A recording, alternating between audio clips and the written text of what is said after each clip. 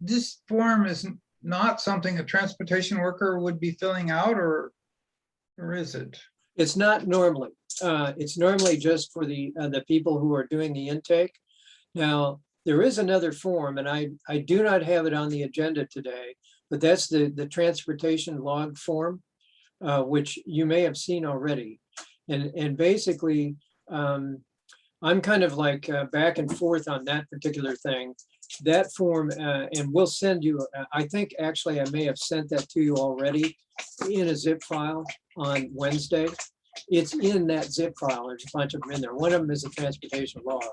And on the transportation log, we really go into a lot of nice detail regarding where the kid is going, what the address is, who the social worker is handling the case, who the county social worker is handling the case.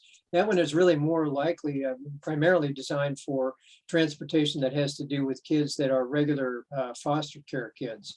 But with regard to these runaway cases, whether or not we would fill out that form at 2 in the morning is iffy.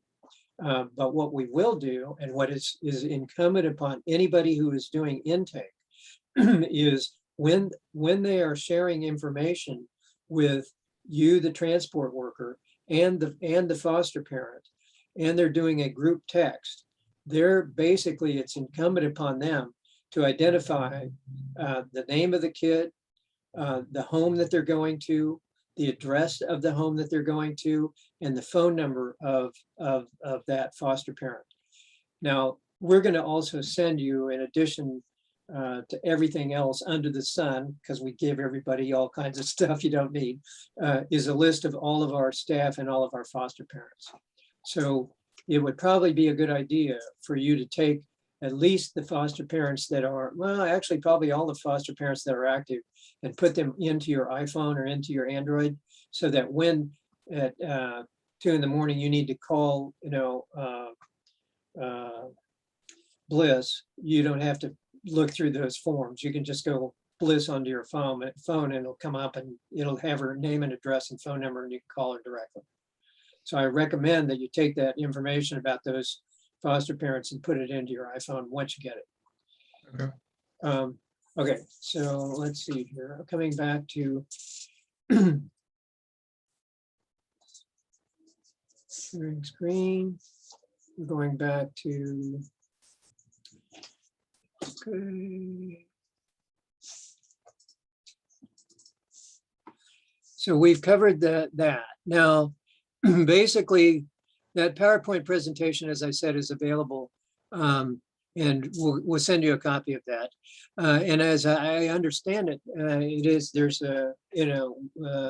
if you're doing it with somebody who's born in the 21st century, then they probably know how to push the button, so you can get the audio with it too. So in summary, what we have covered today is we've talked about the initial kind of concept of this process of handling crisis cases, and particularly the background of using structural family therapy to identify system dysfunctions within the family, and the understanding and the idea of you have to change the whole system in order to keep the dysfunctional, make the dysfunctional behavior change itself. Because if you don't adjust the whole system to change, it's very likely they'll just go back to their old way of doing things, and the problem will continue and repeat itself. With strategic family therapy, basically what that gives us is the paradoxical intervention, where it's okay to run away as long as we can try and find a way to have some direction with that, so that it goes somewhere, or that that the child, if they are out of the home, are going to be achieving real and acceptable goals for both the parent and the child, and anybody else who would come along and be concerned about it. And the other background information in terms of this process is the whole business of doing motivational interviewing, maintaining empathy with the kid and with the parent, and also at the same time, bringing them to a point where they are actually specifically identifying a likely outcome that would be workable for them, so that when the social worker picks up this ball and starts handling it in mediation, they will have a lot of the groundwork in place, and they will have a good idea as to what people have already committed themselves to.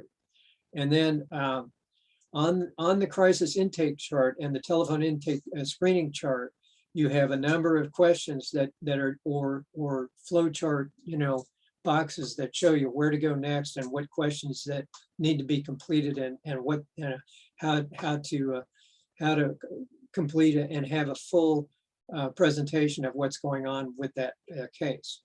And then finally with DocuSign, it shows the intake workers how to get both the parent and the child to sign off on what they've agreed to do in terms of rules or giving permission for the child to come and stay with us.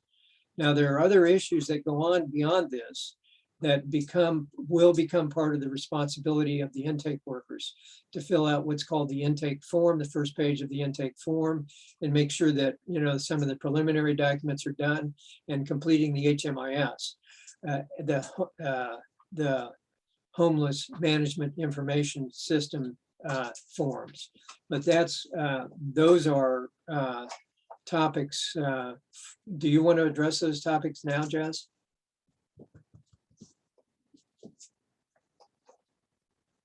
Okay, which exact topics? We're updating and making adjustments in the HMIS form.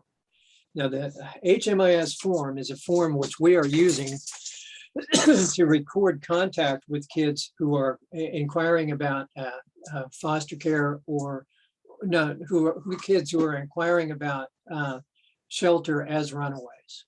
Now Part of the intake. I don't know if I can share my screen.